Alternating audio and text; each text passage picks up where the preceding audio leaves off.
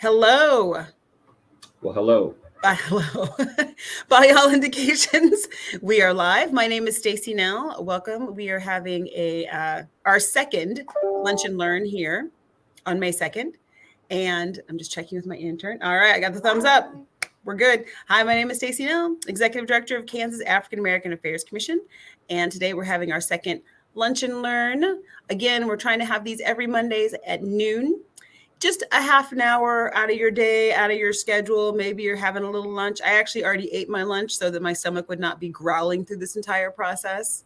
It was a simple thing. I had it's almond butter and honey with some chips on the side, some water. I'm not a complicated person. I'm a very straightforward person. Easy to shop for. Pardon me? You're easy to shop for. I'm easy to shop for.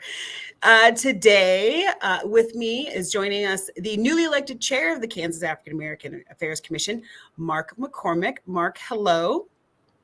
Hello, everyone. Exactly.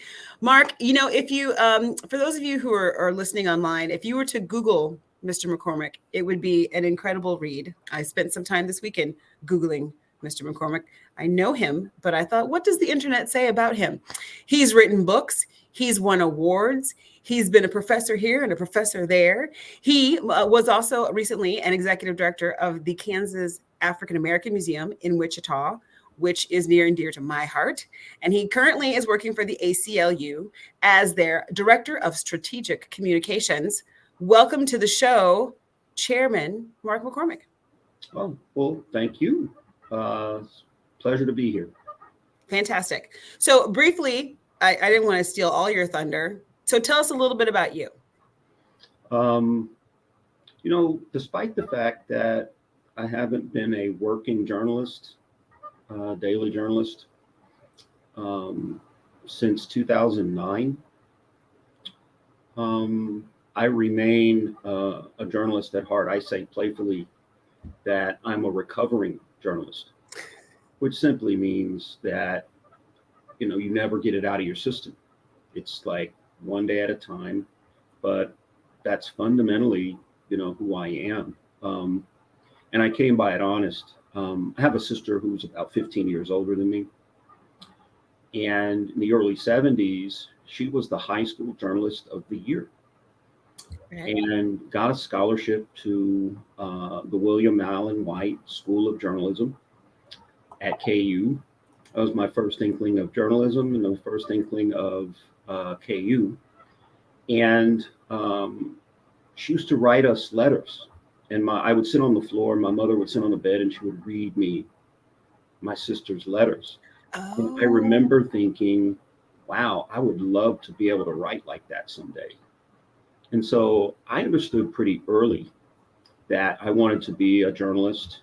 But it really kind of solidified in middle school, where I joined the yearbook and the newspaper. And after I did that, I was pretty certain that that's what I was going to do. So when I got to high school, I was the editor of both the newspaper and the yearbook. And the summer of my junior year, I applied for and won a spot in a summer journalism camp at the University of Kansas. And it was put on by this African-American professor who was an absolute trailblazer. His name was Sam Adams. Very, very dear to me. I called him Daddy Sam.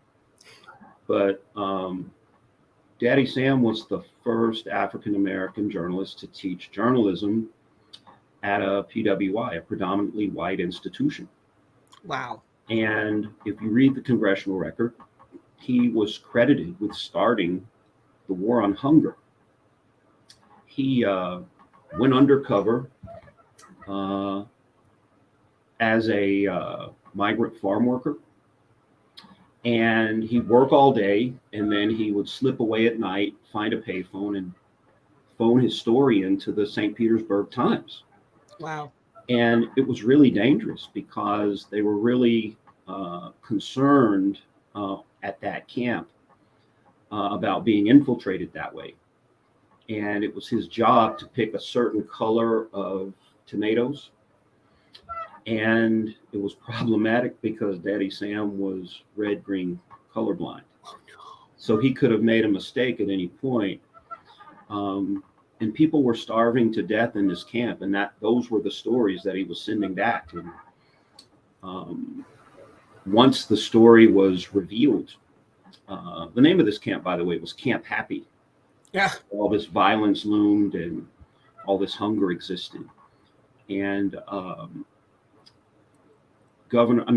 President Johnson showed up at Camp Happy to launch the war on hunger. So that was the professor that I had. That was my introduction to what I considered real journalism. And I was being recruited to the KU School of Journalism from that point on, having made that connection with him. So it was sort of twofold. It sounds like from your sister, you may have gotten the love of language, right? The love of words, unless she was writing home letters to you about undercover operations at the dorm, but like the love of language, and then the love of investigative journalism, not just telling stories, but getting to the bottom of things. And so it's always been sort of tied to justice, for lack of a better word. I was moved by her letter. She would just write to us about how much she loved us and missed us. Oh. And I missed her, obviously. But yeah, I kind of thought this feels like the right career for me. Right. Well, very cool. Very cool. I love it. So yes, that's a little bit about you. So your career now, you're with the ACLU. I am. And you're also on KAAC's commission. Tell us about, when did you get on KAAC? I joined a couple years ago, and just wanted to serve. I had been approached about an open commissioner's spot and wanted to serve. And to be honest, I don't think I've ever had a job in my adult life that wasn't about some kind of service. Mm-hmm. If you're a journalist, you're a part of the fourth estate. Mm-hmm. You're doing work that is critical to a functioning democracy. I felt the same kind of responsibility when I ran the Kansas African American Museum, which we called TCAM, a total of 6 years. And my work here is very much the same. The ACLU National fights on no fewer than 95 different fronts. Mm-hmm. Immigration, privacy, voting rights, LGBTQ rights. You can go on and on. We like to say here that the Constitution is always our client, that we fight for civil rights and we fight for civil liberties. We have no permanent friends, no permanent enemies, only permanent interests. And so, joining KAAC and wanting to serve seemed to be on the path and on brand. Yes. For me. Very good. Very good. And I had you, let me back up and get a full sentence out. For KAAC's Martin Luther King Day program, the video program, you had brought in Denise Sherman, who's the current executive director of TCAM. And one of the projects that she talked about was a project that you had started, which is still continuing through TCAM, which is the, let me make sure I get the right name, the African American History Trail Project. So do you want to just do a little shout out about that? Because I know that's still going on with TCAM. Sure. Denise gives me credit for that. But the original Kansas African American History Trail was started by a woman named Angela Bates. And Angela is a native of Nicodemus, an all-black town in northwest Kansas. And I was going through our archives one day and I saw it and I thought, what a great idea. Let's try and get this place reestablished. And so we applied for a federal grant that provided for, the establishment of certain things, including signage. And so I called all these different sites around the state to see if they would join. It's from, Osawatomie, which does a lot with John Brown. There are some places in southeast Kansas. And then Nicodemus, of course, and then some historic places in Topeka. And there was just a real appetite, to join the effort. And so when I took this job, I kind of handed off the last portion of the trail planning. It was on a glide path, but Denise, the board chair there, Ted Ayers, landed the plane, and it now exists. And I'm very proud of the role that I played in it. But again, I think a lot of the credit needs to go to Denise and to Ted and to Angela for coming up with the original idea. Fantastic. Well, we are glad that you are with ACLU, and we're also glad, at least I'm glad, that you're with KAAC. So let's talk a little bit. We'll pivot a little bit and talk about KAAC in probably the next 10 or so minutes. So what do you, as the new director, or excuse me, the new chair for KAAC, what are your evil plans? No, what direction would you like to see us go?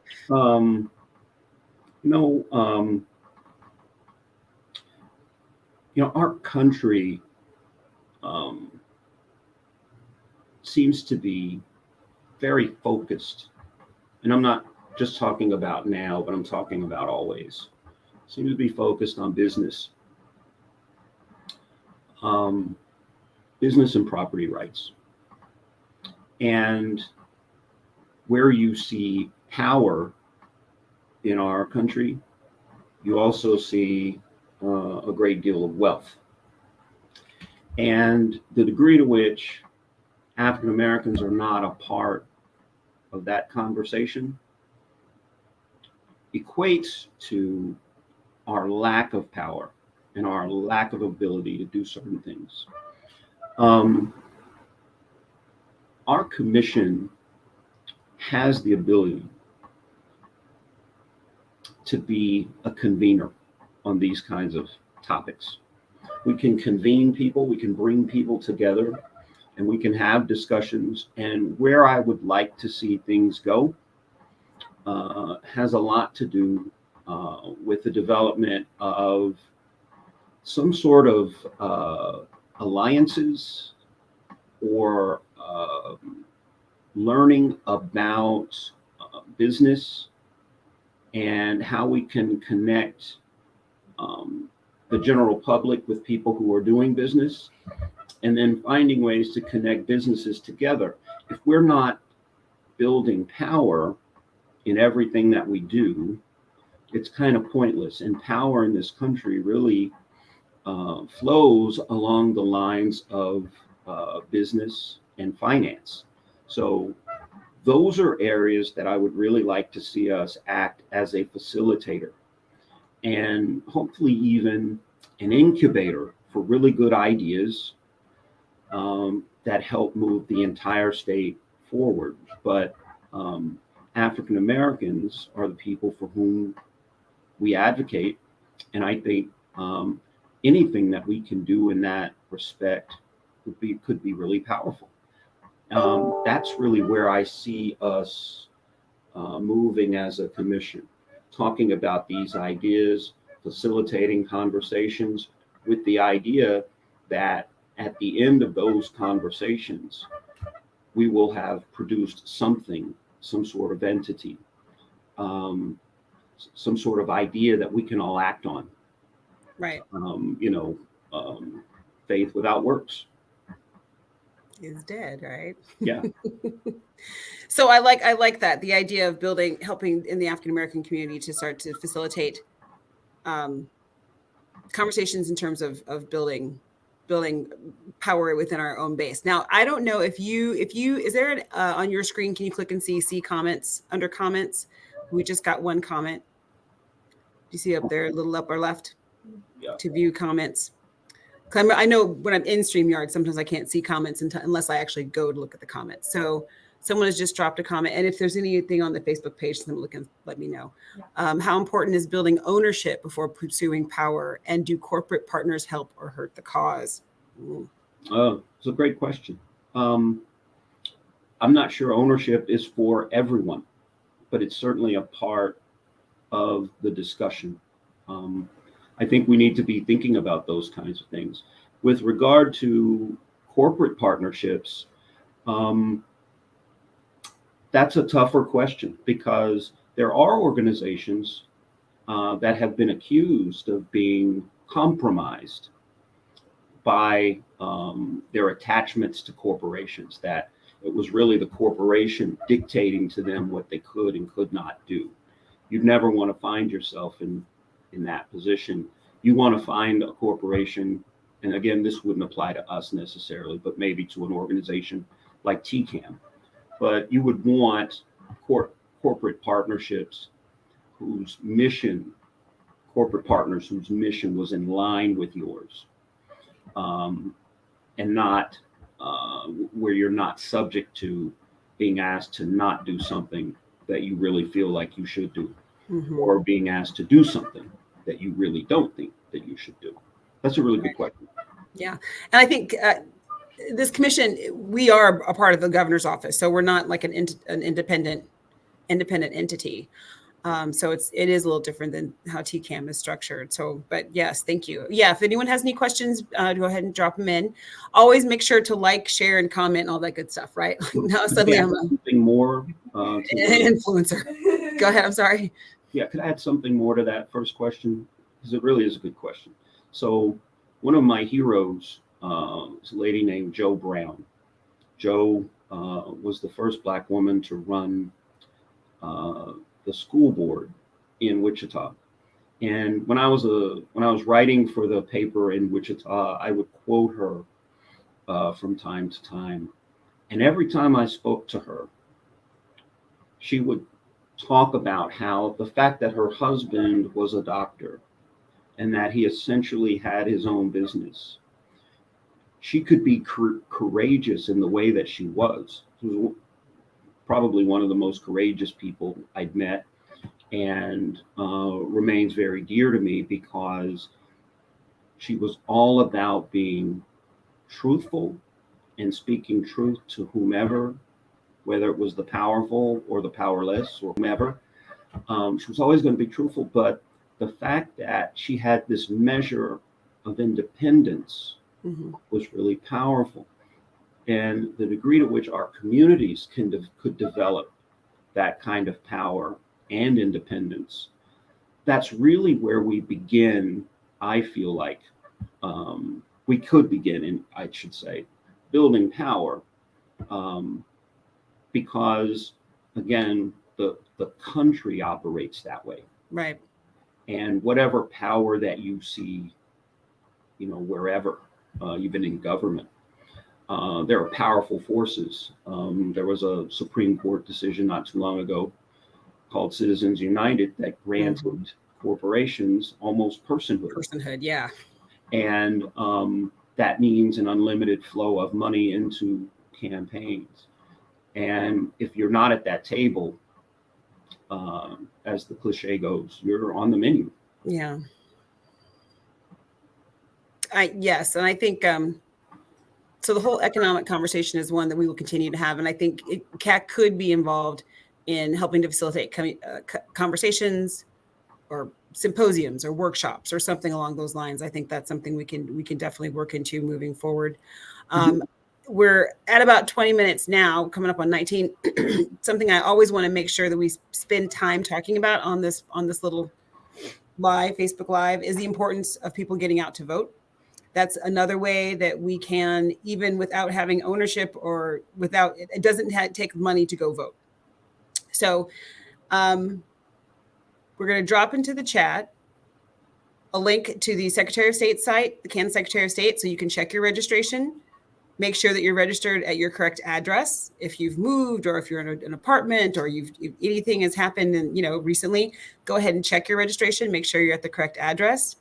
And then we're starting, well, we're not super close to some deadlines, but make sure you're registered now, because as you get closer and closer to election day, at some point there will be a registration cutoff.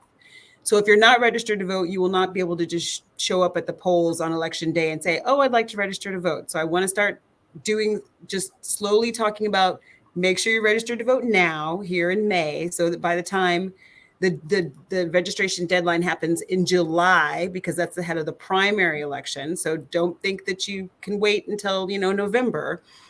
Get registered now so we can show up to vote. The next thing that I always want to talk about is the fact that there is a primary election this year. So the election is on August 2nd. There is a primary election, and there will be Kansas constitutional amendments on this ballot. The one that I want to point you to is called Value Them Both. Please do Google that. Please do look it up. It concerns women's reproductive rights and who actually gets to make the decisions about how people go about family planning, and some pretty personal decisions that I would like for people to be able to make for themselves. Probably shouldn't have said that, but please just look it up. There is an election on August 2nd. So that will be on the ballot on August 2nd. Anyone will be able to vote in that election. I want to be able to clarify, because sometimes there's confusion. If you live in an area, because this is statewide, if you live in an area where, for example, if you're a registered Republican, there may not be a contested Republican primary, that doesn't matter. You can still vote, right? Primaries are open to everyone. So don't think, oh, well, I'm unaffiliated, I can't vote. No, if you are registered to vote, you can vote in the primary. So please check your registration. Please mark your calendars for August 2nd, that primary ballot. Please do make plans, and you may have to actually make a plan to vote on August 2nd. And then the general election is on November 8th. If you miss the primary, that will be your chance to vote on the constitutional amendment. So don't think, oh, I'll just get it on November and I'll vote then. The constitutional amendment will only be on the primary ballot. So please make sure you're registered. Please make sure you do make a plan to vote, and please make sure you go vote. I always say way too many of our people fought, bled, died, marched, protested for my right to vote. The very absolute least I can do is vote. And voting doesn't take money. You don't have to pay to vote. Well, not anymore, but yeah, well, and we're past the poll tax. But can I mention something about our history there? Many of you out there probably saw the film Selma, which depicted the brutal beating and murder of a man named James Reeb. He was a Unitarian Universalist minister who had flown to Selma from Boston because he had watched news accounts of what had happened on Bloody Sunday. And Dr. King was asking clergy people from around the country to come and join him for another march. What almost no one has said, except really for TCAM, is that Reverend Reeb was born in Wichita, and that there is a monument to Mr. Reeb, to Reverend Reeb, there in Selma. Oh, in Selma. I was to say, is it in Wichita? It's in Selma. No, in Selma. Wow. And that his martyrdom, and a couple of other people who were also killed, but his martyrdom really made it possible for the Voting Rights Act to pass. This is very much a part of who we are as Kansans. Voting is very important for those sacrifices. Yeah.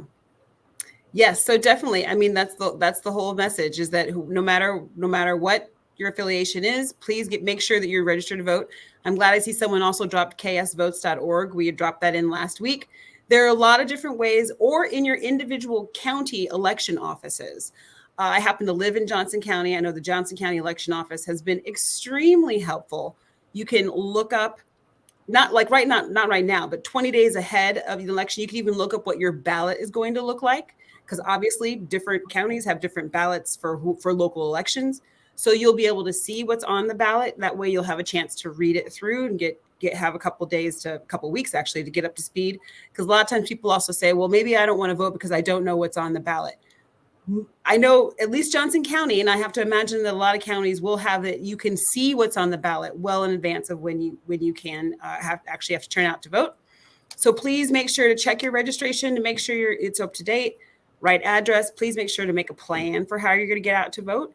And, just like Mr. McCormick said, the road to having African Americans have access to the ballot has been bumpy and has had hurdles placed in front of us. One other important story. So there was a man named Chester Lewis who was a lawyer, and he was the head of the Wichita branch NAACP. And he went on a kind of fact-finding mission back in the 60s to Mississippi. And there was a point in that trip where they were talking to election officials, and he had to walk a gauntlet of people there who didn't want to see African Americans vote, and they were all armed. And there was so much violence being threatened on that trip that my friend in my friend Gretchen Ike's book, Dr. Gretchen Ike's book, Descent in Wichita, she talked about when Chester got back home, he didn't come out of his room for 2 weeks. It was that chilling, everything that he saw.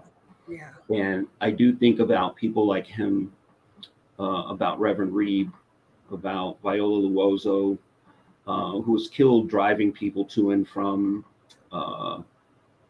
voting programs, and Jimmy Lee Jackson, who was killed trying to defend a family member. That we really owe it to ourselves, but we really owe it to people who came before us and did really courageous things, so that we could take this right for granted, which I hope we do not, but many of us do. And yes, I just wanted to double down on that point, because for him to come home and not come out of his room for 2 weeks, he must have really seen something chilling. Yeah. And then the point here to research your candidates before voting. I think that's why the fact that you can get a hold of the ballot before, and I don't mean get a hold of the actual ballot, but you can look up the ballot before you actually get there. You can register, and we'll get every week we'll continue to put in more links of where you can get a hand of your early ballots. But each county, may be different. So I know very well how elections work in Johnson County, and I know where to go to get a copy of what the ballot looks like. It's not an official ballot. It's just you can look on screen what's on the ballot. That way you can research your candidates before voting. That way you can go to their websites and read up all about them and make your decisions about who to vote for. But I tell people all the time, I just think we as African Americans, we need to make sure that we vote.